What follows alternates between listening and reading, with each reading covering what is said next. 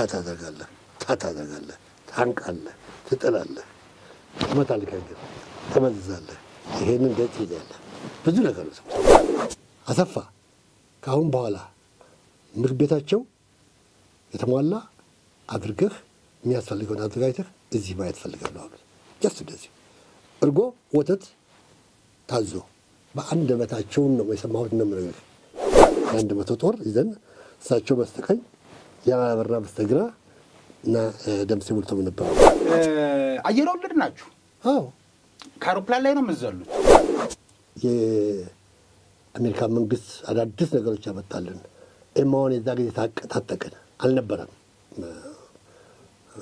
ቆመጠብቀኛን መሳሪያ ይዘን ነበር የምንንቀሳቀሰው ስንማር ማታኛን ሳያው ቤታቸው አይገቡ አዲስ አበባ ውለው ከሆነ ከአዲስ አበባ መጥተው ጂፕ ነው የሚሉት ጊዜ ካምፕ መጥተው ያንዳንዳችን መኝታ ቤት ገብተው አነጋግረውን ነው የሚሄዱት እዚህ ማች ፍቅር ነበር አየር ወለድ ነፃ ያወጣናት ሶማሌ ዛሬ የኛን ለማወቅ እየተንቀሳቀሰች ህዝባችንን ከታች ጠረፍ ላይ ያለውን ህዝብ እያስቸገረች ነው ለፍሽካ ተነፋ ደቂቃ የለም ኳስ ከምንጫወትበት ልብስ ካወለቅንበት ደቂቃ ተነስተን ለብሰን ታጥቀን መኪና ላይ ነው የሆነው ነው የተነሳ ወይም ፈጠራ አይደለም አክቹዋል የሆነው ነው ከ46 እስከ 54 ድረስ ኢትዮጵያ ጥይት የለም እናረጋግጥልሃለሁ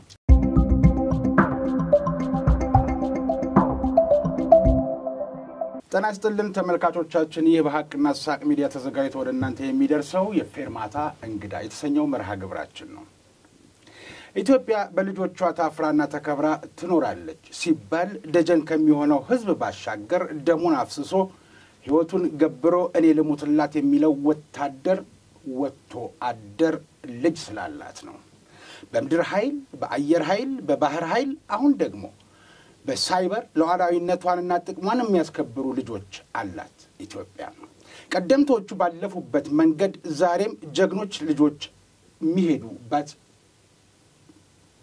ቀደምቶቹ ባለፉበት መንገድ የሚሄዱ ዛሬም ጀግኖች ልጆች አላት ኢትዮጵያ እናም ዛሬ ስለ አየር ወለድና ስለ ፓራ ኮማንዶ እንጫወታለን እንግዲህ አቶ ሙልጌታ ሐምዛ ይባላሉ በ1936 በቀድሞ ወሎ ክፍለ ሀገር ነው የተወለዱት በ1951 የአንደኛ ብርጌድ 25ኛ ሻለቃ ውስጥ በራዲዮ ግንኙነት የጀመሩት ውትድርና አሸልሟቸዋል አስመስግኗቸዋል አንቶ አስብሏቸዋል አየር ወለድ ሆነው ፓራ ኮማንዶ ሆነው አገራቸውን አገልግለዋል ከዛም ባለፈ በተለያዩ የውትድርና ሙያ ላይ እጃቸው አለበት እንግዲህ ያልወጡት ዳገት ያልገፉት ተራራ የለም እኔ ከማጓድለው እርሳቸው ባንደበታቸው አጠር አድርገው ይነግሩናል ዛሬ ቀደም ሲል እንዳልኳቸው ኢትዮጵያ በልጆቿ ታፍራና ተከብራ ትኖራለች ሲባል ብዙ ጀግኖች ልጆች ስላሏት ነው ስለ አየር ወለድ እናነሳለን ስለ ፓራ ኮማንዶ እናነሳለን እንግዲህ የፓራ ኮማንዶም አሰልጣኝም አስተማሪም የነበሩበትን ጊዜም እንጠቅሳለን በድጋሚ የተወደዳችሁ ተመልካቾቻችን ይህ የፌርማታ እንግዳ መሆኑን ላስታውሳችሁና ወደ እንግዳዬ ልለፍ ጤና ይስጥልኝ እንኳን ደህና መጡ አቶ ሙልጌታ እንኳን ደህና ቆየኝ ኢዮብዬ ታንኪው በጣም አመሰግናለሁ ቀደም ሲል በመግቢያዬ ላይ ለማለት እንደሞከርኩት እንግዲህ ከርሶ የህይወት ታሪክ ስከታተልና ካነበብኩት ብዙ ነው እንደው መነካካቱ ማጓደል ይሆንና ያስወቅሰኛል በርሶም ዘንድ በሌሎቹም በርሶም በሚያውቁት ዘንድና አጠር አድርገው እስኪ አቶ ሙልጌታ ሐምዛ ማን ናቸው ተብሎ ቢባል ማን ናቸው እንላለን እንዳልከው በመጀመሪያ ደረጃ የኢትዮጵያ ህዝብ ጠንካራ ኩሩ ለሀገሩ መከታ የሆነ ህዝብ ሲጀምር ጀምሮ እዚህ የደረሰ ትውልድ ነው ይሄ ትውልድ ተሸጋጋሪ እርሾ ነበርን ማለት እችላለሁ አሁን ብላለው ቀደም ያሉት አባቶቻችን እንዳለ ሆኖ አሁን ላለው ትውልድ ደግሞ እኛ አባቶች ነንና ያቆየነው የአገር ጥበቃና ጥንካሬ አንድነትና ህብረት እዚህ አድርሶናል አሁን ደግሞ ላለው አዲሱ ትውልድ አስረክበነው በተነከረ ሞራልና በአገር ፍቅር ስሜት ተረክቦን በመስራት ላይ ይገኛል። ሀገራችን በጣም ትልቅና ታዋቂ ሀገር ናት። ይችን ሀገር ጠብቆ ማቆየት የትውልዱ ትልቅ አደራ ነው። ስለዚህ ዛሬ እኔ ይህንን እንድናገር እድልና ክብር ስለሰጣችሁኝ ክብርና ምስጋና ለጠራችሁኝ ለእናንተ ሁሉ ይሁን። አመሰግናለሁ። እንደው ውትድርናን ቀደም ሲል እንዳልኩት በ1951 ነው የጀመሩት። 1951 ዓመተ ምህረት የውትድርና ታሪክ ትንሽ የኔ ውትድርና ታሪክ ትንሽ እንትና አጠር አድርጌ ልናገር። ከወሎ ክፍለ ሀገር ደሴ ከተማ እንዳለው ጅማ ሲኒየር ማሪዮ የሚባሉ ባለሀብት ጣሊያን ነበሩ። ጣሊያኖች ብዙ ይኖሩ ነበር ጅማ። ደሴ ላይ ከክፍለ ሀገር መጥቼ ደሴ ላይ እንዳለው ከእሳቸው ጋር በአጋጣሚ ልጆችና ባለቤታቸው ነበሩ። ለሽርሽር መጥተው ተገናኘን። ታሪኩ ብዙ ነው። ከዛ ተነስቼ ይዘውኝ ጅማ ሄዱ። እኔ አስተምርሃለሁ አሳድግሃለሁ አሉኝ። ወሰዱኝ። እሳቸው ጋር ፈረንጅ አራዳ የሚባል ትልቅ ሀብትና ንብረት ያለበት ጋራጅ ነበራቸው እና በከተማ ታዋቂ ናቸው በዛን ጊዜ። ሲኒየር ማሪዮ ይባላሉ። እሳቸው ጋር ኖርኩኝ። እሳቸው ጋር እንደነበርኩ ከዛ በኋላ ከእሳቸው ወጣሁ። ለማሳጠር ነው ታሪኩን። ጅማ እርሻ ኮሌጅ ገባሁ። እዛም ያው ስራና ሁለቱም የተቃቀፈ ነበረ። እዛ ያለው ከዛ ደግሞ ውትድርና ገባሁ። ውትድርና ለመግባት የወታደሮችን አይቼ ልጅ ነበርኩና የ16 17 ዓመት ገደማ ነኝ። ብዙም እንትን አይደለም። ከዛ የአንደኛ ብርጌድ አዛዥ 25ኛ ሻለቃ 25ኛ ሻለቃ አንደኛ ብርጌድ ነውና የብርጌዱ አዛዥ እንትን ምንድነው የሚባል ከተማ ለአባጅ ፋርክ ቤተ መንግስት አጠገብ ነው። ሆቴል ሆቴል እና እዛ ነው መምሪያቸው። በወሬው ሰማሁ። ተነስቼ እሳቸው ጋር ሄድኩኝ። እሳቸውን በአጋጣሚ ያገኘኋቸው ዋናው ኮሎኔል ነው። እንደሄድኩ ምንም አልፈራሁም። ጫማቸው ላይ ብቻ ዝም ብዬ ወደቅኩ። ምንድን ነው አሉኝ። ወታደርነት መቀጠር እፈልጋለሁ አልኳቸው። አንድ ሻለቃ ጠሩ። በቃ ታዲያ ተፈለገ ቅጠረው። አይ የልጅ ወታደር እኮ መቅጠር አቁመናል አለ። ግድ የለም ቅጠረው አለ። እንግዲህ እሱ ከተቀጠረ ሌላም ልጅ አለኝ ጋርና እሱም አብሮ ይምጣት ማለት ሁለት መሰለ የሚባል ሁለታችን ተቀጠርን። እዛ ወታደር መካከል በዛ እድሜ ተቀጠርን። እንደተቀጠርን የውትድርና የእግረኛ ትምህርት ሰለጠን። የሬዲዮና የሙዚቃ የማርሽ ባንድ ትምህርት ወሰድኩኝ። በሁለቱም የተንቀሳቀስኩ እያለሁ ግርማዊ ቀዳማዊ ኃይለ ሥላሴ ቅድም እንዳወራ ነው በ1952 አካባቢ ላይ የአሜሪካ መንግስት አዳዲስ ነገሮች ያመጣልን።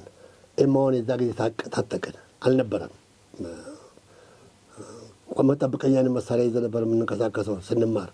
ስለዚህ ኤማዋን የሚባለው የመጀመሪያው የአሜሪካን መሳሪያ ሲመጣ ልዩ ልዩ አዳዲስ አውሮፕላኖች እንደ ኤፍ-6 አይነት አውሮፕላን ሲመጣ ለእኛም የደረሰን ወቅት ነበርና በዛው አቅጣጫ በፍጥነት የአየር ወለድ መቋቋም እንዳለበት ግርማዊ ጃንሆይ ካላቸው ሀሳብ እና እቅድ እንዲቋቋም ትእዛዝ ሰጥተው ኖሮ ያ ትእዛዝ አንደኛ ብርጌድ መጣ። ከአንደኛ ብርጌድ 50 ሻለቃ ደረሰ። ሰዎች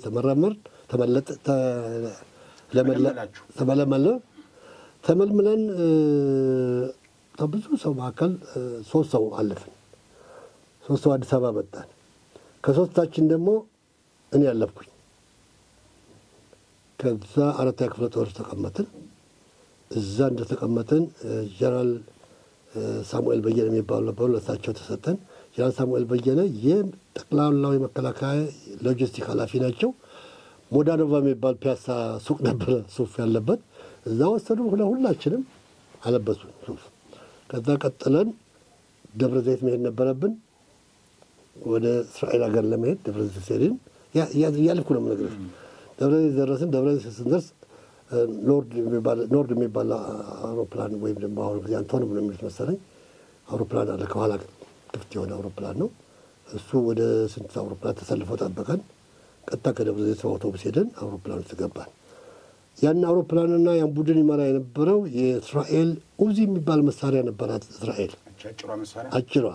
እሱን የሰራው ሻለቃ ኡዚ ይባላል። እሱ ነበረ ቡድኑን የሚመራው። በአጋጣሚ እሱ ቆመበት አውሮፕላን ላይ ደረስኩ። እኔ ገባ ቆመኝ በአውሮፕላኑ በራፍ ላይ እድሜ ምንድን ነው ምናምን ጥያቄ መጣ። እድሜም ነገርኩት፣ ስሜንም ነገርኩት እና በጣም ተደሰተ። አይዞህ ምናምን አለ። ከዚያ ገባሁ። እስራኤል ገባን። እስራኤል በትልቅ ደረጃ ተቀበሉን። በትልቅ ደረጃ በእውነት ልናገር በማልችለው ክብር እና ሜዳ ጊዜ ብዙ ማስተዋል ትምህርት ነው የምትሄዱት? አየር ወለድ ትምህርት ነው። እሱም አየር ወለድ ነው እና የቡድኑ መሪ መኮንኖች አሉ። ጀነራል ጌታቸው ናደው አሉ። ኮሎኔል እስጢፋኖስ ገብረ መስቀል አሉ።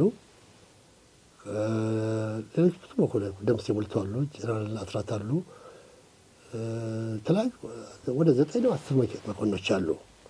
አሁን ዝርዝራቸውን ባልጠራም እነዛ መኮንኖች የኛ መሪዎች ናቸው። እኛ 196 ነን ጠቅላላ። አሁን ከዛ መካከል 4 ወጣቶች አሉ እንደኔ። የመጀመሪያዎቹ መሆናችሁ ነው? የመጀመሪያ ገና ሲጀመር 96 ነው የሰለጠነው እስራኤል ሄዶ ማለት ነው። የመጀመሪያው 52 እኮ በ1952 የመጀመሪያው አየር ወለድ በእስራኤል ሄዶ ሲሰለጥን 196 ሰው ነው ማለት ነው። ሌላ የለም፣ ሀሳቡም የለም፣ ታሪኩም የለም። ሲጀመር ነው የጀመረው።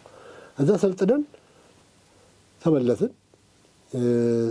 ተመልሰን ቦሌ ሜዳ ላይ አሁን ኤርፖርት ያለበት ቦታ ላይ ግርማጃ ነው የቅድም ባታየው መሰረት ዝላይ ዘለል አዲስ አበባ ለኢትዮጵያ መኳንኖችና ለሚመለከተው ሕዝብ አሳየን። ምን ማለት እንደሆነ ተገለጠ። ምን ነበር የዛን ጊዜ ይባል የነበረው?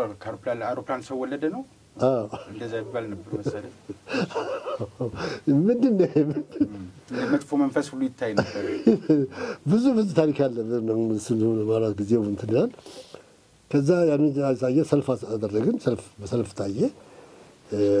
ጃኖ ወይም ንግግር አደረጉልን እና የእኛ መኮንኖች ነበሩ። ዋና አዛዣችን ጀነራል መኮንን ሙላት ይባላሉ። መኮንን ሙላት የሚባሉት የመጀመሪያው አየር ወለድ ውጭ ሄደው ሰልጥነው የነበሩ እሳቸው ብቻ ነው። 9 የሚሆኑ መኮንኖች ሰልጥነዋል። መጀመሪያ አሜሪካ ነገር ይማር ነበር። ከዛ ውስጥ እንግዲህ የትምህርቱን እንዲያቋቁሙ የተመረጡ ጀነራል ሙላት ናቸው፣ መኮንን ሙላት ናቸው።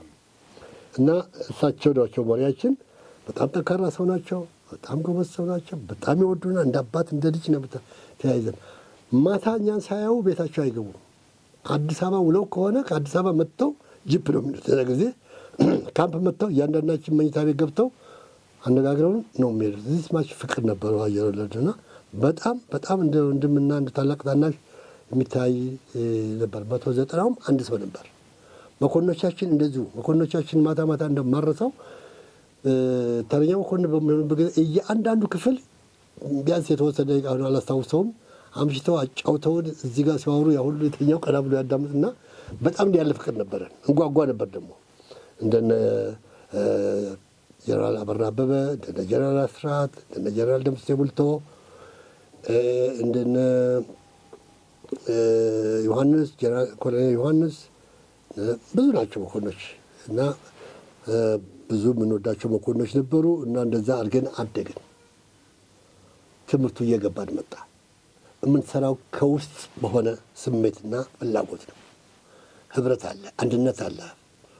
ያ ሁሉ ሆኖ ያንን ክፍል በቃ እንደ ብረት አጥንከር ነው ማለት ይቻላል ነበረ አሳይቷል።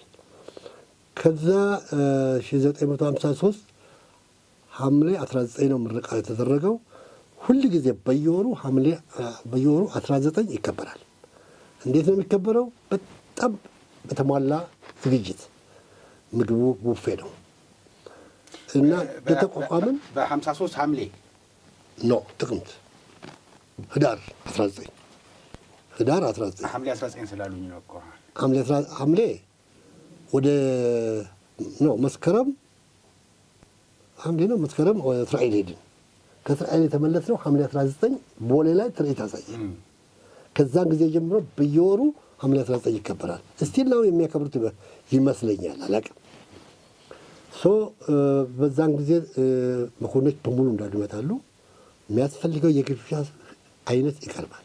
ያ ከመሆኑ በፊት ከእስራኤል እንደመጣን እስከመሄዳችን በፊት ኳንሴቶ ሁሉ መኝታ ቤታችን ተዘጋጅቶ በደንብ ተዘጋጅቶ አልጋችን ሁሉ ተዘጋጅቶ ነበር እና ስንመጣ ቀጥታ እዛ ነው የገባ ነው። አየር ኃይል ጎን ነው ቤታችን። ስለዚህ አሁን እስክንቋቋም ድረስ ምግባችን የት ነው? አየር ኃይል ጋር አብሮ አየር ኃይል ቤት ነው። ተሰልፈን እንሄዳለን፣ በልተን እንመጣለን። ጃንሆይ በሳምንት ቅዳሜ እኛ ጋር ይመጣሉ። በፍጹም አይቀሩም። ዓርብ ይመጣሉ፣ ያድራሉ። ቅዳሜ ማታ እኛ ጋር ደርሰው ወደ አዲስ አበባ ይሄዳሉ። እስከዛ ድረስ ግንኙነት ነበረን። እሳቸው ሲመጡ ከተማ ሆነን ቅዳሜ ከተማ ከሆን ሮጠን እሳቸውን ለማየት ሰፈር እንደርሳለን። ደርሰን አልጋ አጠገብ እንድትቆማለን። ያንዳንዱ አልጋ ከነ ምናምን ያሉ ያ ሁሉ ታሪክ ብዙ ነው። ዋና ዋናው ድንገት ይሄ ነው። እንደዛ ሆነን ያደግን ቅምጥሎች ነበርን ማለት ይቻላል። እንደዚሁ እያለን እንግዲህ ከ1948 46 እስከማውቀው በኢትዮጵያ ጦርነት በመፈንቅለ መንግስቱ አልተጠረጠረም አየር ወለድ በመንግስቱ ነው እሱ ደርሳል በኋላ እኮ 1953 እንዳናልፈው ብዬ ነው። ቆል ነገር ነው እሱ ነው። እሺ እርሱ አሁን የቆሙት ጃንሆይ መተው አልጋውን እዛ እንበላ ነበርና ጀነራል ሰፋየን በደንብ ቆም ያለው አጠገባቸው አስታውሳለሁ። ጀነራል ሰፋየን ይባላሉ። አየር ኃይል አዛዥ ብርጋዴር ጀነራል ለብዙ ዓመት ብርጋዴር ነበሩ። በኋላ ሜጀር ሆነው አየር ኃይል ያቋቋሙ። ቅድም የነገርኩህ 52 ዓመተ ምህረት አሜሪካን ሙሉ ትጥቅ ሲሰጠን እሳቸው ላይ ያደረጉት አሰፋ ከአሁን በኋላ ምግብ ቤታቸው የተሟላ አድርገህ የሚያስፈልገውን አዘጋጅተህ እዚህ ማየት ፈልጋለሁ አሉት። ጀስት እንደዚህ እርጎ ወተት ታዞ በአንደበታቸውን ነው የሰማሁት። እንደምነግርህ ብሎ ማለት አይደለም። ጀነራል አሰፋ ወር አልፈጅባቸውም። ቤቱ ተሰርቶ ኪችን ተሰርቶ ቺፍ መጥቶ በቃ የሆቴል ምግብ ቤት ይመስላል። እንደዛ ሆነን እየተበላን ነው ያደግነው። ደሞዝ የኢትዮጵያ ሰራዊት 17 ብር ነው አስታውሳለሁ። 17 15 ብር ነው። እኛ 47 ብር ተሰጠን። ከፍታ ማለት ነው። አየር ወለድ እሳቸው ላሰቡት ዓላማ ብርቅ ነበር ለማለት ይቻላል። ያላቅም ያንን ግን ሳየው ሁኔታው አሁን ላይ ሆኜ ስረዳው እንደዛ ነበር። እንደዛ የሆነን ያደግን አየር ወለዶች ሶማሌ በርገግ አለችና ሶማሌ ነፃ ወጣች። ዛታይ ነፃ ወጣ ገና እየተቋቋመች የነበረበት ሁኔታ ላይ ነና ኢትዮጵያን ለማበጥበጥ ሞከረች። በኡጋዴ በኩል ኡጋዴ ያሉት ትራይቦች ወይም ዜጎችን ታባብልና ከዛ አባላባ ተወስዳለች። ጀነራል መቅተል ታህሪብ የሚባለውን ብርጋዴር ጀነራል ብላ ሾመችና የዛ ብጥብጥ ኃላፊ ያደረገችው እሳት ተጫረ ማለት ነው። ስለዚህ ያን እሳት የሚያበርድ ለጊዜው ፈጣኑ ወታደር አየር ወለድ ስለነበረ ይዘጋጅ ተባለ። ተነስተን ድሬዳዋ ገባን። ድሬዳዋ እንደገባን ማረፊያ ተዘጋጅቶልን ነበር። ከዛ ከተዘጋጀልን ቦታ ጃንሆይ መጡ እዛ ድረስ።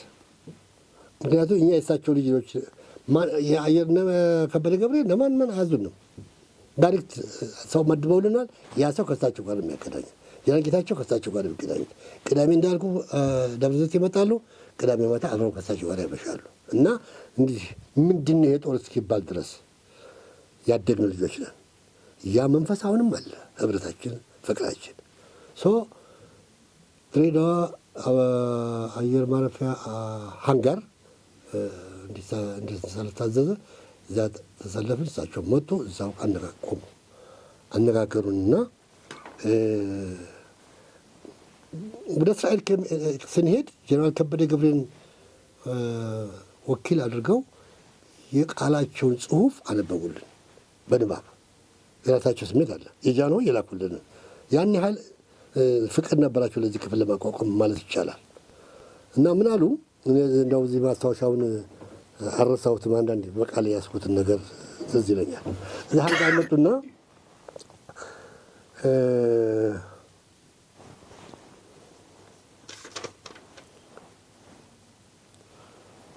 ሶማሌ እኛ አግዘን ነፃ ያወጣናት ሶማሌ ዛሬ የኛን ለማወክ እየተንቀሳቀሰች ህዝባችንን ከታች ጠረፍ ላይ ያለውን ህዝብ እያስቸገረች ነው። ሄዳችሁ እሱ እንድታረጋጉ አድራምላችሁ ህዝቡን እንዳትነኩ፣ እንዳትተኩሱ፣ ካልተተኮሰባችሁ እንዳትተኩሱ ቃላችሁ ይችላል። ቃል በቃል ለመድረግ አረሳሁትም። እንዳትተኩስ ያሉት መኮንኖች አሁን አሉ ያዳምጣሉ። ይሄን አሰት ከሆነ ከዛ እንዳትተኩሱ አልተኮሰባችሁ እንዳትተኩሱ ህዝብን አረጋጉ ብለው ብዙ ሰፊ ነው የተናገሩት። የማረሳቸው ዋና ቃላቶች እነዚህ ነበሩ። ይሄን አደራ ተቀበል በሚቀጥለው ብራራ ጀምረን ደጋሃቡር የሚባል ከተማ አለ እዛ ላይ ዘላል።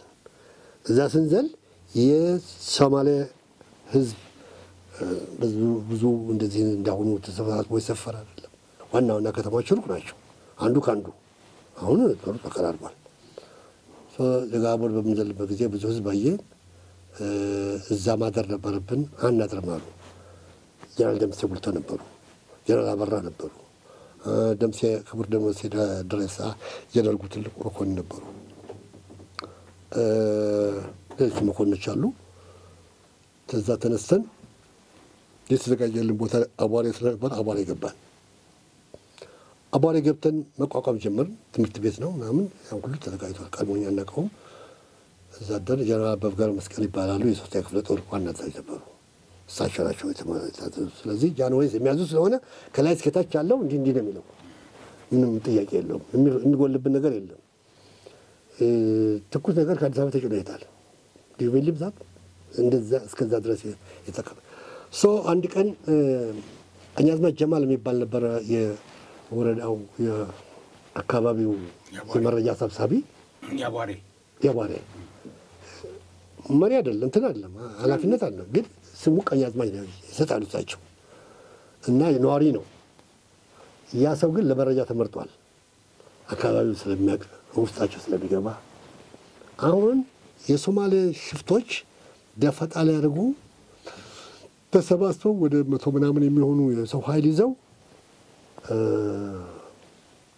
አንድ ጫካ ውስጥ ሰፍረዋል። ያ ጫካ እንዳሉ ያ ቀኛዝማች ነገርናል። እኛ እየተዝናናን ምናምን ነበር። ወደ አፍሪካ ተነፋ። ደቂቃ የለም። ኳስ ከምንጫወትበት ልብስ ካወለቅንበት ደቂቃ ተነስተን ለብሰን ታጥቀን መኪና ላይ ነን። አለማጋነንና አሁን እንዴት አስታወስከው ባትለኝ እኔ ከ40 ደቂቃ የበለጠ አይመስለኝም ሳስበው። አሁን ላይ ሆኜ ሳስበው በጣም ወጣን፣ መኪናችን ላይ ወጣን። የዛ ጊዜ ጂፕ እንትን ላንድሮ እንደ ምንድን ነው የሚባል ፒክአፕ የሚባል ነገር ናባሮ ነው የምንለው። ናባሮን መኪና አለ። ያላባራ ናባሮ ላይ ወጣ። ደምሴ ቡልቶ ነበሩ። ጉዞ ጀመር። እኛም ብዙ አላወቅንም። እንሄዳለን ዘመቻ ተባለ። ስንሄድ በርቀት አቧራ አየን። ትዝ ይለኛል። እንዲሁ መንገዱ ቁልቁለት ነበር። ስንወርድ ረጅም አቧራ በጫካ ውስጥ ይወጣል። ለካ ፈረሰኛ ጋር አለ ሰውየው መልእክተኛው። እሱም ደርሶት ሊያይ ነው። እሱ ሲቀርበን እኛ ስንቀርበው ስንታይ ተመልሶ ወደኋላ ሄደ። አሁን መኪናውን አፈጠነ። ጀነራል አበራ አበበና ምህረቱ ኃይሌ የሚባል በጣም ጎበዝ ሾፌር ነበረ። ናባሮ ብለን የሰየምነው ናባሮ የሚባል ፊልም ነበር በዛን ጊዜ። መኪናውም ፊልሙም ይታይ ነበርና ያን እየነዳ ቀጥታ ሄደ። ፊልሙ ላይ ይታይ ነበር መኪና ስለነበር ነው። ፊልሙ ላይ የነበረ መኪና ናባሮ ነው ፊልሙም የናባሮ የሁለተኛው ዓለም ጦርነት ላይ። ከዛ የገሰገሱ ስንሄድ ነንሴቦ ይባላል። ነንሴቦ አይደለም ሰው ባሌ ነው አለት ስም አላት እና እዛ ጫካ ውስጥ በሙሉ ሰፍራው መኖሪያ አድርገውት ጫቱ ባህላቸው ላለም እንደ መኖሪያ ነው። ግን እኛ መረጃ ደርሶን ይሄድ ነው። እነሱም አልተዘጋጁ ማለት ይቻላል። አንድ ገብተን ስናተራማምሰው በቃ ተኩስ በተኩስ ሆነ እና ደምሴ ድሬሳ ነበሩ የኔ መሪ። እኔ እሳቸው ምክትል ነኝ። 100 ይዛለሁ። የ100 ጦር ይዘን እሳቸው በስተቀኝ ያበራ በስተግራ እና ደምሴ ቡልቶም ነበሩ። እዛ ስንሄድ እኛ የራቅን ጫካው አይታይም። ወደ ግራ ይሰማኛል ድምፅ። ያን ደምሴ ጋር ተነጋገርና አረ ይሄ ነገር ወደ ግራ ነው ይመስለኛል። ወደ ግራ ታጠፋሉን። ወደ ግራ ታጥፈን እየመራን ስንሄድ ወደ ደረስን ሰው ተሰበሰበበት ቦታ ለካ እነሱ እዛ ቦታ ላይ ሰዎቹን አግኝተው የገደሉትን ገለው ዙሪያውን ከበዋል። የሸመቁ 8 ሰዎች ነበሩ። ሳር ውስጥ ለፍተው ዙሪያውን ከበው መሳሪያ ይዘዋል። እነዚህ አይታዩም። እና ጀነራል አበራ የሄዱ እያለ መኪናቸው ጎማ ፈነዳ። ምረቱ የሚባል ሾፌር ቅድም ያልኩ ጎበዝ ወርዶ ያንን ጎማ ይቀይራል። እኔ 100 ይዤ እዛ ደረስኩ። ያን ደምሴ ከኋላ ያለው እዛ ደርሼ በሉ ዙሪያውን ያዙ እያልኩ ስል አጠገቤ ያለው ሽፍታ ይተኩሳል። መሳሪያን እንዳያዝኩ መሳሪያን ጫፉን ይመታዋል። ከዛ እኔም በሚገባው መሰረት ሰጠው። ማሞ ተክሌ የሚባል ነበር። ማሞ ተክሌ ቦምብ ወረወረ።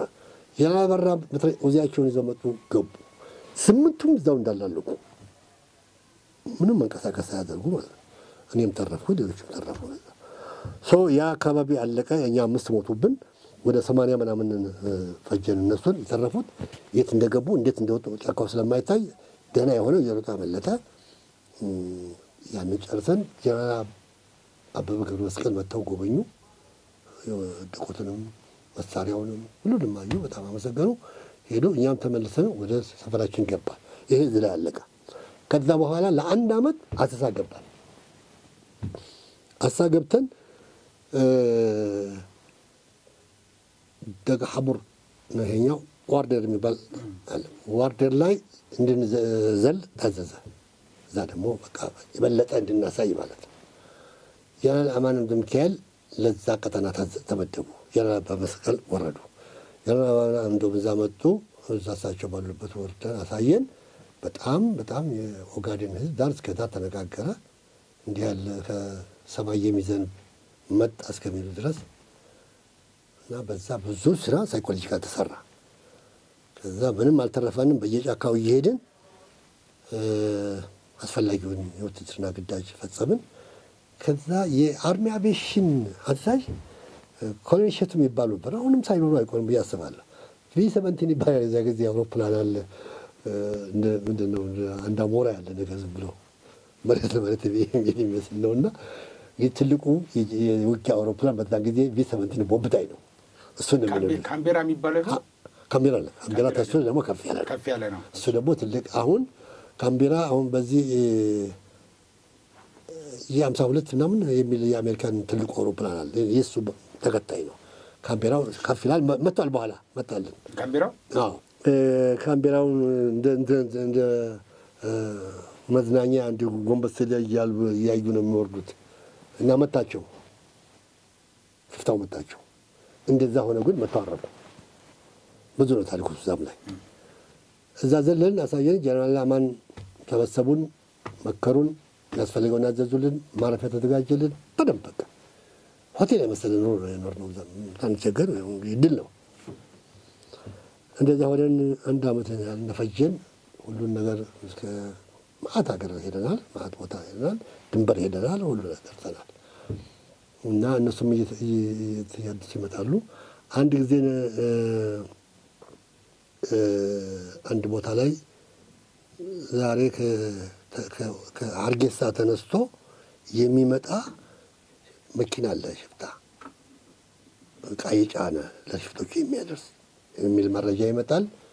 በዚህ መካከል አባሪ ሆነን ነው ይሄ ስላለፉት ነው። እዛ ሄድን። እዛ ተባለ ቦታ ሄድን። ወንዝ ነው፣ ወንዝ አካባቢ ነው ሁልጊዜ እነሱ የሚገኙት ከብታቸውን ማለቸው ስለሚያጠጡ። እዛ ዙሪያው እንደፈታ አደረግን። እንደፈታ አደረግንና ስንጠብቅ አይመጣም።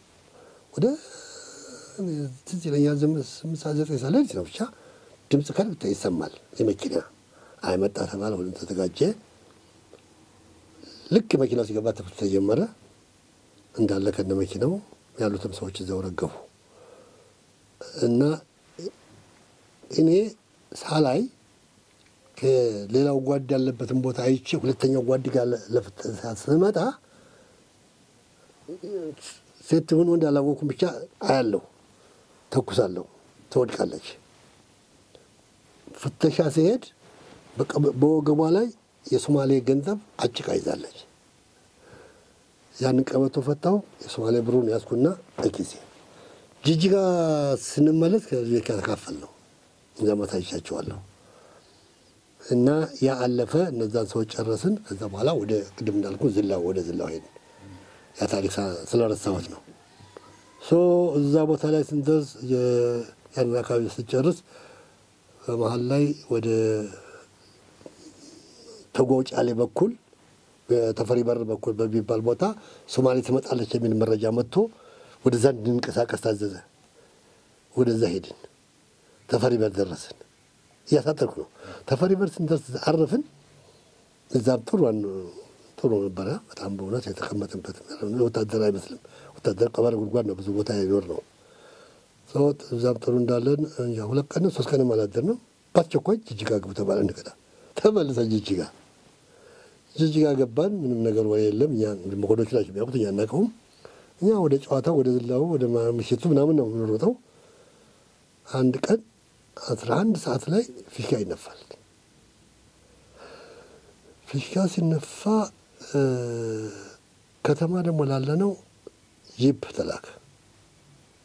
ጂፕ መኪና ትንሽ ያለ ሳመጣች ሁሉ ወሬው ተሰማ። አንዱ ባሉ ያ እየሮጥን ሰፈራችን 11 ሰዓት ላይ 2 ሰዓት እንግዲህ ማይንዱ ወታደሩን ንቃት ነው የምነግርህ። 2 ሰዓት ሲሆን እንቅስቃሴ ወደ ትጎጫለ። ሌሊት አንድ ታንክ ይዘናል። መኪኖች አሉን ነው 2 ታንክ ያዝነው። ተነስተን ይሄ ታንክ ደግሞ ዘመኑ እንትን ስለነበረ ይሞቃል። የመንገድ ላይ እየቆምን እሱን እያቀዘቀዝን ስንል ወደ 10 ምንድነው እሱ ታንክ ብረት ለበስ ይባላል። ከተጎጫሌ ከጅጅጋ ከከተማው መጣን። ከከተማው እንደመጣን የመጣንበት ተሰበሰብን። ወደ አተነገረን በአስቸኳይ ለበሳቸው ተዘጋጁ፣ ወደ ግዳጅ እንሄዳለን። አጭሩ ይሄ ነው። ስንጓዝ አመሸን። ታንኩ ይግላል። ትንሽ ሄዶ ይግላል። ወዴት ነው ጉዞ? ወደ ትጎጫሌ እኮ ከጅጅጋ ወደ ትጎጫሌ 50 ኪሎ ሜትር እኮ እንትኑ መጫን አይቻልም ነበር እንዴ? በሎቤድ እንዴ ታንኩ 11 ሰዓት ተጠርተን 2 ሰዓት እዛ ለመድረስ በታንክ አካሄድ እንዴት ይደረሳል ብዬ ነው እኮ ሄድ 12 ሰዓት ተገባን እንኳን አልኩህ። ጧት 12 ሰዓት ምናምን ባለሰንሰለቱ አይደለ? ባለሰንሰለቱ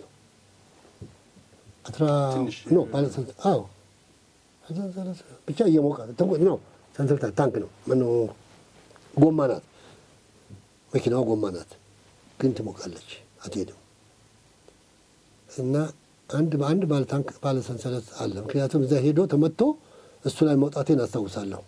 አልሰንሰለት እና እዛ ልክ እሱን እያደረግን ስንደርስ 12 ሰዓት ማታ 12 ሰዓት አካባቢ ደረስን። እየተሳበን በመሳብ መኪናው ቀርቶ እንትን ላይ ደረስን። ቦርደሩ ምሽግ አለበት ጋር እዛ የነበሩት የጉምሩክ ያልገባኝ ነገር አለ። ምክንያቱም እኔን ሳይገባኝ ተመልካቹ ይገባዋል ብዬ ስለማላስብ አየር ወለድ ናችሁ? አዎ ከአውሮፕላን ላይ ነው የምትዘሉት አይደለም? እና እናንተን ሌሊት በውድቅት ሌሊት በሙቀቱ እንኳን ይቅር ወታደር እሳትን ቢዘንብም በረዶ ቢጋገርም በዛ የማለፍ ግዴታም ስላለበት የአዛዦቹን ቃል ተቀብሎ እንደዛ ያደርጋል። ግን አየር ወለድን ከሰማይ በማዝነብ በማውረድ እንዲዘል በማድረግ ሚሽን ይሰጠዋል እንጂ በመኪና ትሄዳል። የሆነው ነው የተነሳ ወይም ፈጠራ አይደለም። አክቹዋል የሆነው ነው። ከዛ ተነሳን። ሬዮ የሚባል መኪናዎች አሉ፣ ኮንቮይ፣ በሱ ነው የምንሄደው። ወደ 90 ሰው ነን፣ እንደዚህ ነን፣ ብዙ አይደለንም። ከዛ 12 ሰዓት ላይ ደረስን። መሬት ያዙ ተባል፣ ተኛን። ከዛ እየተሳብን ሲነጋ እየተሳብን ስንቀርብ እነሱ ኦልሬዲ አገር ውስጥ ገቢው መስሪያ ቤት አካባቢ መጥተዋል ሶማሎቹ ከወዳ እነሱም ምሽግ ይዘዋል። ስንሳብ ቦታችን ደረስን። ልክ ቦታችን እንደደረስን አየር ኃይል ተነግሮ ስለነበረ 2 F-6 መጡ። ቀጥታ መጥተው በረሩ። ተመልሰው ሲሄዱ ተኩስ ሲተኩሱ እነዛም ተኩሱ፣ እነዚህ ተኩሱ። ተኩስ ተከፈተ። ቦታውን አወቃችሁት እናንተ? እኛም አይዘናል ቦታውን ጠላት የት ጋር እንዳለ አወቅን መስመሩ። ስለዚህ ከዛ ከኛ ብዙ ርቅ አለ፣ እንደ ወንዝ ነገር አለ። ማዶ አሉ ኦዲ ፖሊሶች አሉ። መልስ ይሰጥ ነበርና ተኩስ ነበረ። እየሞቀው ሲሄድ መድፍ መተኮስ ጀመሩ። ከዛ የታንኩን ሹፌር መቶት እና እንዴት እንደመጣ ላቅም ትዝ አይለኝም። አሁን ግን መጥቶ እኔ ያረፍኩበት ቦታ ታንኩ መጣ። የኔ መቶ መሪ የተከበሩ ኮሎኔል ብርሃኑ ባዬ ይባላሉ። አሁን አሉ ደርግ የውጭ ጉዳይ ሚኒስቴር ሆነው ለብዙ ጊዜ ሰሩ። በጣም ታላቅ መኮንን ናቸው። እሳቸው ነበሩ። ጥሩ አመራር ይሰጡ ነበር በዛ ቦታ ላይ። ሁላችንም እንግዲህ በወቅቱ ነበርንና እሳቸው አሉ። የዛ ፎቅ ላይ ታንክ ላይ ወጥቼ የተመታውን ሹፌር ለማውጣት አልቻልኩም። አንደኛ እንትን ነው ከፍታለሁ። በሞክረውም አልቻልኩም። አቅምም የለም። ውስጥ ነው የተቀመጠው። ከዛ ማሞ ተክል የሚባል ነበር። ወርቁ የኔ ጓደኛ አለ። እሱም ነበር። እኔ መቶ ውስጥ ናቸው ያሉት። መጡና እነሱ ተጋገዝና ሰውዬውን አወርደን ታንኩ ውስጥ አስተኛን። ትንሽ እንደቆየን መካከላችን ፈነዳ። የነሱ መድፍ ማለት ነው። ብርሃኑም ተመቱ፣ እኔም ተመታው፣ ጓደኞቼም ተመቱ እና ትንሽ ዲኦርጋናይዝ ነበርን ማለት ይቻላል። ምክንያቱም አላሰብነውም። አንደኛ አንለቅም ብለናል። የተረፉት ይዘው እያወድቀናል። የተረፉት ይዘው ይዋጋሉ። እኔም እንደገና ደሜን እያዘራው ይሄ ተመቷል መሳሪያን ይዤ በየቦታው ላይ ጓደኞቼን ጠይቃለሁ። መጨረሻ ላይ ለማፈግፈግ ተባለ። አልተሞከረም።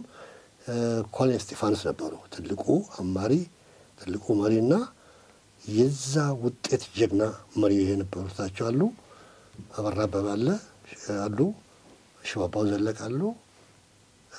አሁን ያልኩት ኮሎኔል ብርሃኑ ባዬ የደርጉት የውጭ ጉዳይ ሚኒስትር የነበሩ ጓድ ብርሃኑ ባዬ አሁን አሉ።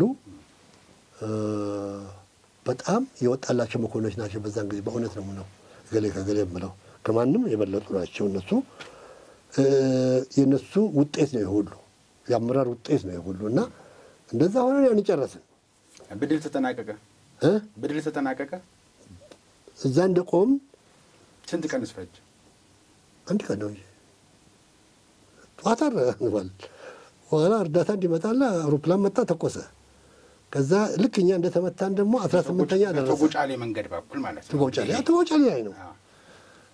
ይሄ ሁሉ እንግዲህ የሆነው ከካራማራ በፊት እኮ የሆነ ታሪክ ነው። ቆየ ነው። በዚያ እንኳን ሊማር አልቻለም ዚያድ ባሬ ለማለት ፈልጌ ነው። ዚያድ ባሬ አይደለም በኋላ ዚያድ ባሬ በ1969 ጦርነት ያንን ነጻነት እንደወጡ ሐሰን አደሌ ዑስማን ይባላል የመጀመሪያው። አሊ ሸርማርኬ ይባል ዋናው በጥባጩ። አሊ ሸርማርኬ ጠቅላይ ሚኒስትሩ ነው። እሱ ነው ያንኩሉ ያመጣውና አደን አደሌ ዑስማን ፕሬዝዳንት ነው። ሲምቦል ማለት ይቻላል። ከኛ ደግሞ ሬዲዮ አቅራቢ ነበረ እና በጣም ፕሮቮክ የሚያደርግ ሬዲዮ አማርኛ ይናገራል፣ እኛን ይሰድባል። ለምን እንደወጣ አላውቅም ታሪኩን። በኋላ ግን መጥቶ ነበር። ማለት የፈለግኩት እኮ ይህንን በአንድ ቀን እንደዛ መቀጥቀጡን ያወቀ አልተማረም። ሳይማር ቀርቶ ዚያድ ድጋሚ ማሰቡ ነው። እሱ ደግሞ እነግርሃለሁ። ከዛ ያንን እንደጨረስን 18ኛ መጣ። በኮሎኔል እንትና ማነው ባሉ ነበሩ ስማቸው። እሳቸው መጡ።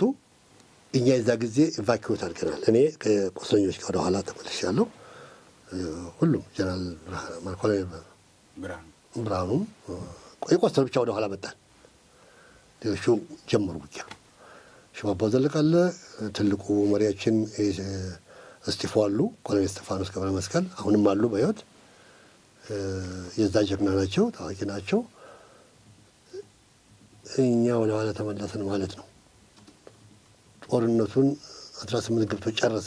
ከአየር ወለድ ጋር ከቀረበ አየር ወለድ ጋር ፓራኮማንዶን እናንሳው። ፓራኮማንዶን ለማንሳት ባሌን እንዝለልና እሱ ይቻላል። ወደ ባሌ እንመለስ። አየር ወለድን ይዘን እዛው ባሌ እንሂድ። አየር ወለድ የሄድበትን ደግሞ እነግርሃለሁ። እሺ፣ ምክንያቱም ሁለቱ አንድ ሳንቲም ሁለት ገጽታ ናቸው። አየር ወለድና ፓራኮማንዶ። ፓራኮማንዶ እንዴት እንደጀመረ እሱን ታሪክ እነግርሃለሁ። ከዛ ባሌ ሄድን። የኦጋዴን ጨርሰናል ቶጎ ጫሌ ላሸነፍን ድል ነው የምንፈልገው እኛ ከኢትዮጵያ ወደ ኋላ ነው ደባሌ ነው ከዛ የአገሩን ሽማግሌዎች ሰበሰብን ጥሩ ዲፕሎማሲ እንትን አለው ጦሩ ራሱ ያንዳንዱ ጦር ካፉ የሚወጣው በእውነት የተማረበት ነገር ይመስላልና ሁሉም በጎ ነገር ነበርና የጂጂጋን ተፈሪ በርን ደጋሃቡርና ዋርደርን በደንብ ነው በቃ ህዝቡን እንትን ያልነው ተቀባይነት ማግኝተናል አቧሪ የሚባል ቦታ በደንብ ኖረናል ህዝቡን ማስበ ያን አለፍን ከዛ በኋላ አዲስ አበባ መጣን ደብረ ዘይት መጣን ደብረ ዘይት እንደመጣን ደግሞ ጀነራል ጃግማ ኬሎ የአራተኛ ክፍለ ጦር አዛዥ ናቸው ባሌ ላይ አሁንም አላርፍ ብላ ጀነራል መቅደሉን ይዛ በዞራ መጣች ደግሞ በኤልሻቤ ነው ምናምን ነው ሸበሌ ነው በሸበሌ በኩል መጣች እዚህ ደግሞ አንዳንድ እንዳሁኑ የሚነሱ አሉ የተነሱ ነበሩ በወቅቱ ነበሩና እነዛ አብረው ተያይዘው ባሌ አካባቢና ነገሌ አካባቢ ትልቅ አስቸጋሪነት ተፈጠረ በተለይ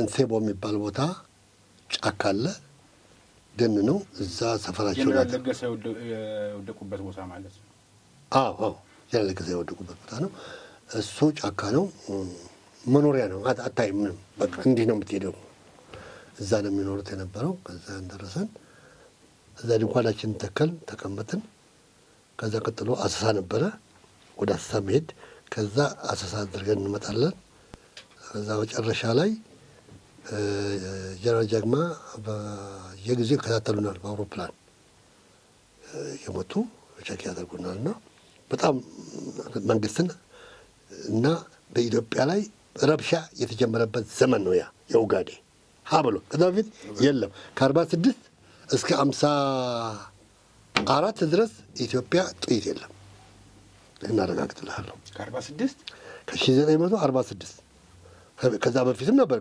ጣሊያን ከሄደ በኋላ አንድ ጊዜ ብቻ የኤርትራ ወያኔ የቀድሞ ወያኔ ምን ይባል ቀዳማዊ ወያኔ ይባል እሱ ትንሽ ነበረ እሱም የቆየ ነው ከዛ ጊዜ ጀምሮ ብቻ ኢትዮጵያ ላይ ጦርነት የለም ከፈለክበት ቦታ ሄደህ ትኖራለህ ከወሎ ተነስተህ ሲዳሞ ከሲዳሞ ተነስተህ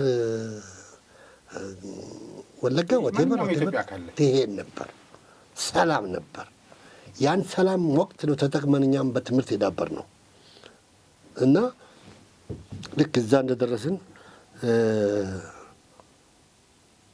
ጀነራል ጃግማ ቅድም ይመጣሉ ብያለሁ ከዛ አሰሳ ስናደርግ አሰሳ እያደረግን ዙሪያውን እንመጣለን ማለታለን ወደዛ ሄድን በእግር ሄድን ጉዞ በእግር ነበር ጀነራል በእግራቸው ከኛ ጋር ነበሩ መሀከል ላይ ተቋረጥን ግንኙነትም የለም እና ግንኙነቱ ሲጠፋ ተጨነቁ በአውሮፕላን ይፈልጉናል በምን ይፈልጋሉ ምንም አልተቻለም መልካ አማራ የሚባል አለ ወንዝ እዛን አቋርጠን እንደሄድን ሽፍቶቹ ጀመሩ ዛፍ ላይ ሆነው መተኮስ ጀመሩ ምልክት አገኘን በዛ ቀጠል ይህን ስንል መንገድ ላይ የተወሰኑ ሽፍቶች ተመቱ እየቀጠልን ቦታው ደረሰን ስፍራ ያዘን በዛ መንገድ ላይ እኔ የጠቅላላ የጉዞ ሎጂስቲክ ኃላፊ ነኝ ካልተሳሳትኩ ወደ 20 በላይ ያለ ግመል ይዣለሁ ጥይቱ ምግቡ ነው የተጫነበት ምግባችን ምክንያቱም ዝም ብሎ እንደንትን አይደለም ጥልጡ ነገር ነው ማአት ነገር ነው የሚይዘው ያን ግመል እያስረዳሁኝ እሄዳለሁ ደረስን ቦታው መሀል ላይ ብዙ ነገር አለ ተወሱ እዛ ቦታው ደርሰን እቃው አተረገፈና ተደረደረ በቦታው ላይ በማግስቱ ሙንጠራ ተይዞ ጭስ ያቃጥላል ወታደሩ ማለት ነው ጸረጋ አላጨራሩ ቦታው ሲጠረግ ያን እያቃጠሉ እያሉ እነ ጀነራል ለገሰና እና ጀነራል እንትና አውሮፕላናቸውን ይዘው ጀታቸውን ይዘው ሽፍታንን ሴቦ ቅድም ያልኩ ቦታ ላይ የሽፍታ ቦታ ነውና ጭስ ያለበትን ቦታ ፈልገህ ምታ ተብሎ መረጃ ተሰጥቶታል። ከተፈለ ቀጥታ ሲመጣ በእኛ ራስ ላይ መጣ ሄደ። ተመልሶ ሲመጣ አሁንም አለ ጭሱ እንዳለ ለቀቀው። 5 ሰው ሞተብን። እኛ ላይ የተኮሰው ምን ሆኖ ተሳስቶ እዛም ምልክት የተነገረው ጭስ ነው፣ እዚህም ያለው ምልክት ጭስ ነው። ተመታን። በቃ በዛፍ ላይ እየተጫወትን እንዲህ እያልን አውሮፕላኑ በዚህ መጣ በዚህ እያልን አመለጠን። ያ የታየው የኔ እንትን ያልኩት ግመሎችና የተከመረው ቀለብ ነው። ተሰብስበው እዛ እንትን ብለው አላገኘኋቸው ይልና ይናገራል። ሲመታ ያየታቸው ነበሩ። እዛ ሬዲዮ ተከፍቶ ተነገረ ለአየር ኃይል በአስቸኳይ አቁም፣ በአስቸኳይ ወገን ነው የምትመጣው የሚል ደርሰዋል። ያቆማል። 5 ሰው ሞተዋል። በጣም ታዋቂ የሆኑ ሰዎች ጀነራል አሰፋ መጡ። እዚያ ነው የተነገረ። ጀነራል አሰፋ ራሳቸው በሄሊኮፕተር መጡ። ሲመጡ ምን ይዘው ይመጣሉ? የዛ ጊዜ ተወዳጁ ኮኛክና ውዞ ነው። በካርቶን የሁሉ አረሳውም። አንዱ ካርቶን 12 ነው የሚይዘው። ምን አላውቅም። ግን ያው ሎጂስቲክስ ነው እኔ ጋር የመጣው ከመርኩት እዛ ድንኳን ውስጥ እዛ ማታ ለሚሰጥ ይሰጣል። እዛ እሳቸውም በቃ በጣም እንትን አሉ፣ አዘኑ። ጃንሆይም ሰሙ። የሞቱት ሞቱ፣ የተቆሰሉት ደግሞ ወደ ሕክምና ሄዱ። ያ አለፈ። ነንሴቦ ነው የሚባለው መሰለኝ። ነንሴቦ ነው፣ ነንሴቦ ይባላል ቦታው። እዛ ተነስተን እዛ እንዳለን እኔ ወደ ጠቅላይ ጽሕፈት መጣሁኝ። ሳይሰናበቱ ፓራ ኮማንዶን እናንሳ።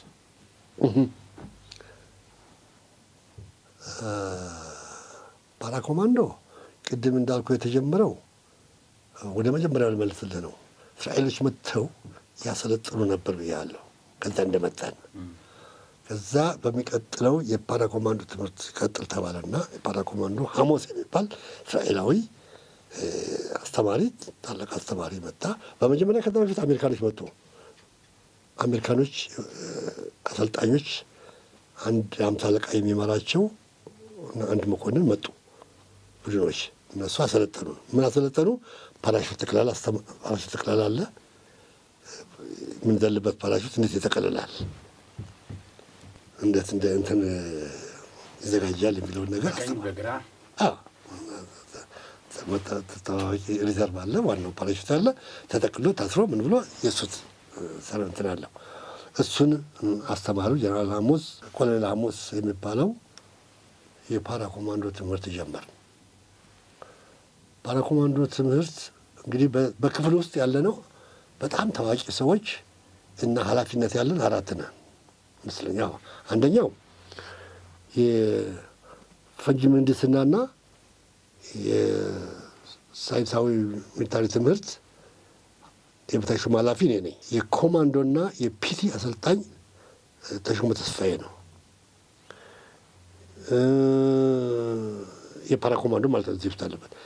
የዝላይ ትምህርት ኮሎኔል ኃይሉ ሙላታና ታዬ አሻጋሪ ይባላሉ። ለማ ኩምሳ ይባላሉ አሉ። ወርቁ ማሞ እነዚህ አሉ። የእነሱ ኃላፊ ደግሞ ኮሎኔል 100 አለቃ ሰይፉ ወልዴ ይባላሉ። 4 ሰው ቆጠርኩልህ። ክፍሉ ይሄ ነው ትምህርቱ ያለው። ኮማንዶ፣ ዝላይ፣ ስፖርት እና ጁዶ እና ስልት እና ኤክስፕሎሲቭና ዝላይ፣ ኤክስፕሎሲቭና ፈንጂ እኔ ነኝ የያዝኩት።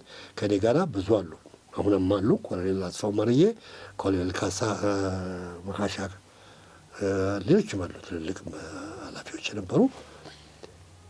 ያንን ትምህርት ወሰድን። በትምህርቱ አንደኛ ስለወጣው ነው ኃላፊነቱ የተሰጠኝ። ሁላችንም ወታደር ነን፣ እኩል ነን እና በዛ ብዙ አስተዋጽኦ ነበረ ማለት ይቻላል። በዚህ ነው ፓራ ኮማንዶ የተጀመረው። ፓራ ኮማንዶ ተጀመረ። እሱ ብቻ አይደለም። ፓራ ኮማንዶ እና ስፖርት፣ ጁዶ ምናምን ጁዶ፣ እሱንም ለማንሳት ፈልጌ ነው። የተለየ እንደዚህ ነው ምቱ? አዎ ፎቶ ላይ አለ እኮ እናያለን። እንደዚህ በሁለት ጣት ነው አይደል? በሁለት ጣት ትመታለህ፣ እንዲህ ትወጋለህ፣ እዚህ ጋር ትወጋለህ፣ እዚህ ጋር ትወጋለህ። ጁዶ ይባል ነበር እንግዲህ። ታታደርጋለህ፣ ታንቃለህ፣ ትጥላለህ፣ ትመታለህ፣ ከእግር ትመዝዛለህ። ይሄንን ገጽ ይዛለህ። ብዙ ነገር ነው። ያ ጁዶ የዛ አስተማሪ ዋና ኃላፊው ተሾመ ተስፋዬ ያልኩህ ነው። ሻለቃ ባሻ ተሾመ ተስፋዬ ነው። እኔም ሻለቃ ባሻ ነኝ። በዛን ጊዜ ቅድም ያልኩህነት ታዬ ኃይሉ ሙለታ ሻለቃ ቤቱም ሻለቃ ባሻ ነው። መኮንን አልተደረሰም በዛ ጊዜ። በኋላ ነው ሰው እያደግን ሄደው። እዚህ ላይ መሪዎቻችን እንዳሉ ናቸው። እስጢፋኖስ አሉ። ደምሴ ቡልቶ ዘመቻና ትምህርት ናቸው። እስጢፎ ምክትል የጦሩ አዛዥ ናቸው። ሰይፉ ወልዴ የፓራሹት ኃላፊ ናቸው። ምንድን ነው ግን የሚለየው? አሁን አየር ወለድ ሲዘል ፓራሹት ይጠቀልላል። እሱ አዎ ወርዶ ለበት ተቀልሎ የወረደበት አዝሎ መጣበቂያው እንዳለች ናች ከፊት ታልከፈታት እንዳለች። አዎ ይሄኛው አልከፈት ካለ እሷ ኢመርጀንሲ ናች። አዎ እንግዲህ ምንድነው ከፓራ ኮማንዶ የሚለየው? ይሄ ነው ፓራ ኮማንዶ እና ዝላይ ሰሚ እግረኛ ነው። ሰሚ እግረኛ ነው ዘላዩ። ፓራ ኮማንዶ ደግሞ ዘላይ ሆኖ ቅድም ያልናቸውን ቴክኒክ ተጠቅሞ ሰርጎ ጥላት ውስጥ በመግባት ጥላትን አንቆ በእጁ ብቻ ለመሳሪያ ድል የሚያደርግ ነው። ግፋቢል እንትን ክንዱ ላይ የምትጠቀለል ሲባጎ አለች አይደለም? አዎ እሺ። እኔ ልብስ ላይ ያት እንትን ወይ እዚህ ቀበቶ ጋር እሷ የምትያዝ ናት። እሷ ተሰርተራ ትያዛለች። ተርትሮ ይጠቀምባታል። እሷን ይተረትርና አንገት አንቆ ዘሎ ይጥላል። ድምፅ አልባ ጦር ማለት ነው። ያት ባጭሩ ይሄኛው ዘሎ ይታያል። ያም ይዘላል። ከዘለለ በኋላ ግን የገባበት ከዘለለ ገባ አይታይም። ሄዶ ተስቦም ተንከባሎም እዛ ይደርሳል። የጠላትን ዘብ አንቆ ይጥላል። ትልቁ ዓላማ ይሄ ነው። ሳይተኮስ ሳይሰማ የጠላትን ጥበቃ ላይ ያለ አንቆ በመጣል የሚቀጥለውን ግዳጅ ሌላው ከኋላው ዘላው ጦር እንዲያደርግ በር ይከፍታል። የኮማንዶ ዓላማው ይሄ ነው። መንገዱ ገደል ቢሆንበት ገደል ይወርዳል። እዚህ ላይ ገደል እንደሚወርድ ገደል ይወርዳል። የዛ ጊዜ ገደል መውረድ የለም ምን የለም። በኢትዮጵያ ላይ ምንም አይታወቅም። ስፖርቱ ራሱ የጁዶ አሁን የምታየው የተራቀቀ የመጣው የዛ ጽንሰስ እንጂ ከዛ ፊት ያለ ወታደር ዋናው አንደኛው ከሚታወቅበትና ከሚለይበት እንቅስቃሴው ጧት ተነስቶ ስፖርት ይሰራል፣ ቀድም ይሰራል፣ ማታም ይሰራል። የዚህኛው ጁዶ ግን በጣም የተለየ ሆን ተብሎ እንደ አንድ ሰብጀክት የሚሰጥ እንደ ሰውነት ማጎልመሻ ሳይሆን እስራኤል ነበረች የምታስተምረው። አሜሪካኖችና እስራኤሎች መጀመሪያ አሜሪካን ያስተማረን ሄዶ አምሳልቃ ሐሙስ ያልኩህ አምሳልቃ አምሳልቃ ነው። ኮሎኔሉ የእስራኤልም ኮሎኔል አለ፣ የአሜሪካንም ኮሎኔል ጀነራል ቫርሌን የሚባል ነበረ። የኢትዮጵያ ወታደር አታሽ ሆነ በኋላ እሱ ነበረ እና የአሜሪካኖቹ በቀጥታ ለፓራሹት እና ለኮማንዶ ትምህርት ነው። በተለይ ገደል ለመውረድ ምናምን ያለውን ትምህርት ያስተማሩ ናቸው። ውሃ ዋና፣ ጀልባ ቀዘፋ ሞተር መሪ እኔ ነበርኩ። ጀልባውን ምናዳው እኔ ነበርኩ የተማርኩት። ሐዋሳ ስንሄድ ከጫፍ እስከ ጫፍ ጦሩን ይዤ በሞተር እሄዳለሁ። የሚቀዝፈው ይቀዝፋል።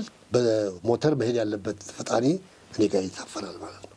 እና የጀልባው ጠቅላላ ኃላፊ እንደነበርኩ ነው የማውቀው። ይህን ያነሳው ስለምንድን ነው? በ1953 በመንግስቱ ነዋይ ለወታደሩ ደሞዝ በሚተነሳው በፈንቅለ መንግስት ጃንሆይም ውጪ ነበሩ፣ ብራዚል ነበሩ ይመስለኛል። ብራዚል ነው። መፈንቅለ መንግስቱ ሲደረግ ከዚህ ጋር ተባብሯል ይሄ ሰራዊት ተብሎ አየሩ ተጠረጠረና እንዲፈርስ ተደረገ ይመስለኛል አይደል? ሲደሞ ልምጣለህ። እሺ ያገባደድን ስለሆነ እንጠቅልለው። እሱ ደግሞ ምንድነው የተደረገው? በ1953 ተሳሱ ግርግር ነበር። ተሳሱ ግርግር ሲደረግ እኛ ሰፈራችን ያለ ነው። ከኛ ውጭ ማንም የለም። የወጣ የለም ማለት ነው። ወሬውን ሰማን። ወሬውን ስንሰማ በአስቸኳይ አሉ ጀነራል ጌታቸው የአየር ኃይልን ዙሪያውን እና አውሮፕላኖችን እንድንጠብቅ ተመደብን። ተራራውን አብራሪ እንዳይመጣ እንዳይበር ነው ሰዎቹ እንዳይመጡ ነው እንጂ ገልባጩ ክብር ዘበኛ እንዳይመጣ ነው። ክብር ዘበኛውን ተነግሮናል። የሚመጣው እኮ አውሮፕላን ለማስነሳት ነው አይደለም? ኖ የሚያስነሱትማ እኛ ናቸው እኮ። የውጭ ጦር መጥቶ ደብረ ዘይት እንዳይከብ ነው እኛ መከላከል ነው የምናደርገው እንጂ ለተቃውሞ የተሰለፈ አንድም የለም። ይህንን መጀመሪያ አረጋግጥልሃለሁ። ከዛ እነ መንግስቱ ነዋይ እንደዚህ አድርገዋል የሚል ወሬ ተመጣ። ጥበቃ ተመደብ ወኖቻችን በየቦታው ላይ ሆኑ እየጠበቅን እያለ ጀነራል አሰፋ እየመጡ የአየር ኃይል ዋና አዛዥ ማለት ነው ዙሪያውን ዞሩ ጎበኙን። ከዛ እሳቸው ከዛ አምልጠው ነው የመጡት ከስብሰባ ሰብስቦ ቤተ መንግስት አሁን ዩኒቨርሲቲ ሆነው ሰብስቦ ጀርባቸው ከዛ እሳቸው አምልጠው መጡ ሳይገቡ። እንግዲህ ታሪኩ ብዙ ነው።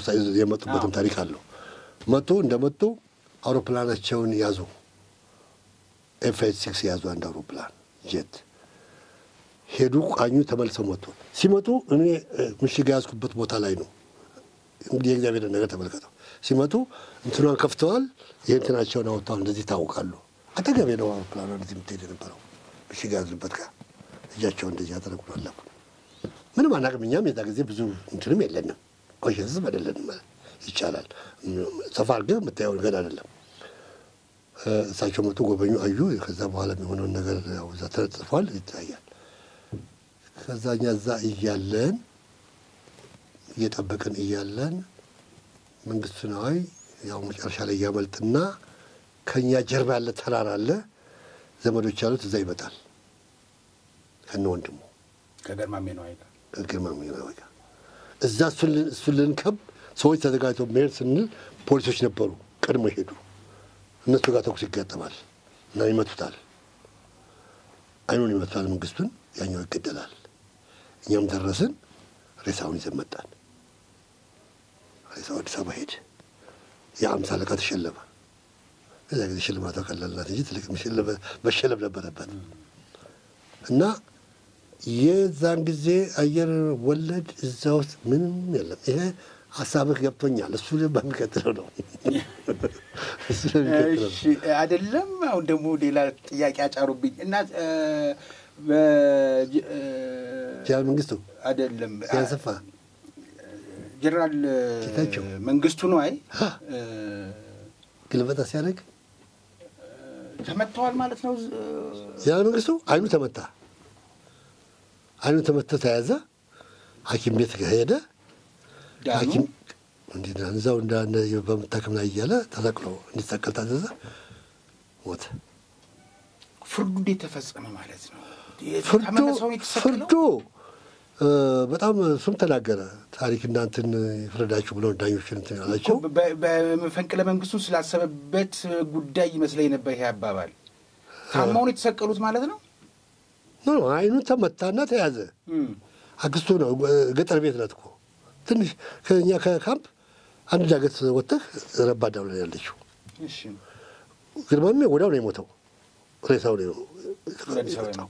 እሱ ግን በእጁ ተያዘ። አይኑ ቆስሎ አይኑ ነው የተመታው። እዛ አካባቢ አይናቸው እየታከመ ፍርድ ቤት ይመላለሱ ያ እንደሆነ ነው ስቅላት ሄደው።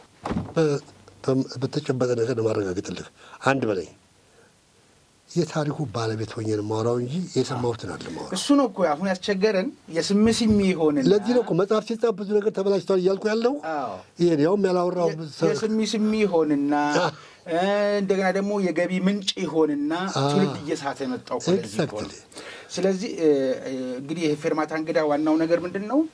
ታሪክን ማቀበል፣ የተኖረውን በዓይን እማኝነት የሚዳሰስ የሚታየውን የተጨበጠውን ነውና አሁን የጀግኖች ልጆች አሏት ኢትዮጵያ ብለን ስንል ብዙዎቻችን ስለ ካራማራ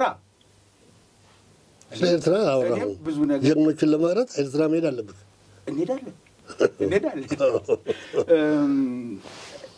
ሰው ከትላንትና ከደረሰበት ነገር ላይ መማር ሳይችል ሲቀር ስትሄድ የመታህ ድንጋይ ስትመለስም ከመታህ እንደሚባለው አይነት ነውና ከ1969 የዚያድ ባሬ ፉከራና የወረራ ምኞት በፊት ኢትዮጵያ አስተምራው ቆንጥጣው የነበረ አካል መልሶ 1969 ያንን ወረራ ሲፈጽም እንዴት ሆነ? ይሄን ብዙዎቻችን አናቅም። ከካራማራው ድል በፊት የነበረውን የሶማሌ ትንኮሳ አናቅምና ስለ ጀግንነት አንስተን ያን ነገር ለትውልድ ማሻገር ስላለብን ነው። አሁን ባወራው ላይ ግን ትንሽ ነገር አዎ በደንብ አግኝቻለሁ። የተወዳጁ ተመልካቾቻችን በፊርማታ እንግዳ ባህሪ እንደቀላቀለብን ትውልድ እያስተማርንበትም ስለምንሄድ የታሪክ ሽሚያም እንዳይሆን በኤርትራ ጉዳይ ላይ በቀጣይ ሳምንት ወይም በሁለተኛው ሳምንት ላይ እንደምንገናኝ እኔ ቃል እገባለሁ። እግዚአብሔር ጤናና እድሜ ይስጠን። መሽቶ ሲነጋ የሚፈጠረው ነገር ስለማይታወቅ ግን እንግዳዬ አቶ ሙልጌታ ሐምዛ በውትድርና ህይወት ከአየር ወለድ ፓራ ኮማንዶ ቶጎጫሌ አዋሬ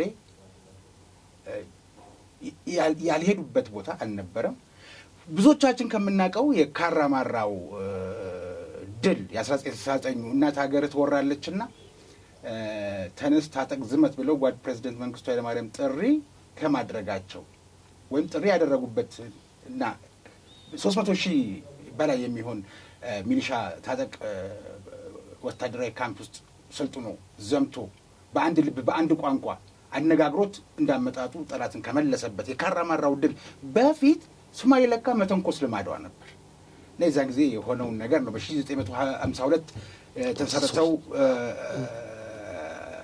አየር ወለድ የመጀመሪያው በራሪ ወይም የመጀመሪያው ስልጠና ለማግኘት ወደ እስራኤል ሀገር ሲሄዱ 196 ተማሪዎች ነበሩ ከከፍተኛ መኮንኖቹ ውጪ ማለት ነው አብረዋቸው ከሄዱት ውስጥ። ከዛ አብረው የሄዱት አንዱን ሰው የማግኘት እድል አጋጥሞኝ ነው ዛሬ ከእናንተ ጋር በዚህ ዙሪያ ላይ እንድንነጋገር እንድንጨዋወት። ኢትዮጵያ ጀግኖች ልጆች አሏት፣ ጀግና መውለድ ታቀበታለች ስንል በመክንያት ነው። ስለዚህ ይሄንን አነሳን። ይሄ እንደ ሃርድ ቶክ አይነት ውይይት ስላልሆነ ይሄኛው ውይይታችን እውቀት እያሸጋገርን ቆየን። ዋናው ነገር ግን ከዚህ በፊትም በአንድ መድረክ ላይ ተነሳ ሐሳብ ነበር። ጀግኖቻችን በየፈፋው በየገደሉ ወድቀዋልና የውክልና ሐውልት እንኳን እንዲቆምላቸው ተብሎ ሲባል የኤርትራ ጉዳይ ተነስቶ ነበር። በህዝብና ህዝብ ጋር ምንም ችግር የለም። አሁንም ቢሆን ግን አብሮ መስማማትና አብሮ መካፈል ሲቻል እንደ ጠላት መታየቱ አሁን ትላንትና ትግል አድስተው ጫካ የነበሩ ሰዎች ያንንም ሲገዳደራቸው የነበረውንም ወታደር በህግ ደረጃ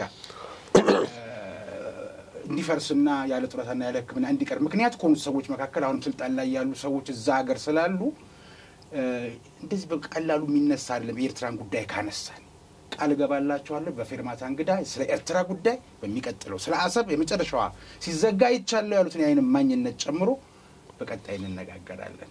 እስከዛው ድረስ ሰላማችሁ ይብዛ። ጤና ይስጥልኝ።